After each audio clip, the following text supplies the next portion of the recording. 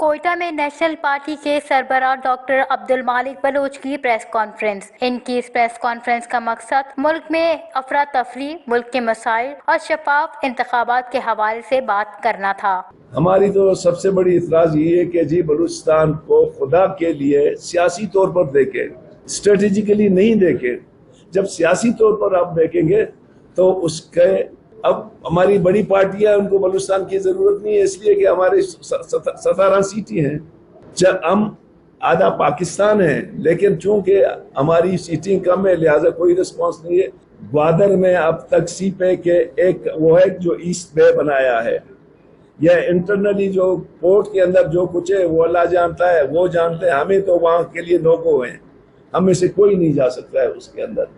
बाकी ये जो एयरपोर्ट बन रहा है ये मेरे ख्याल में ज्वाइंट वेंचर है, इसमें ओमानी ग्रांट्स भी है, फेडरल गवर्नमेंट भी है और वो भी है।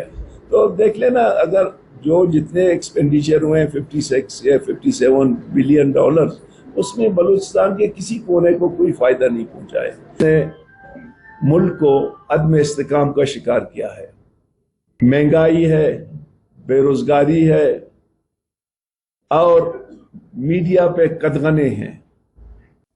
मैं समझता हूं कि इन तमाम मसाइल का हल एक गैर जानिबदार, शफाफ इलेक्शन है। उन्होंने नौजवानों के साथ नाइंसाफी और मेरिट के हवाले से बात करते हुए मायूसी का भी इजहार किया। वश न्यूज़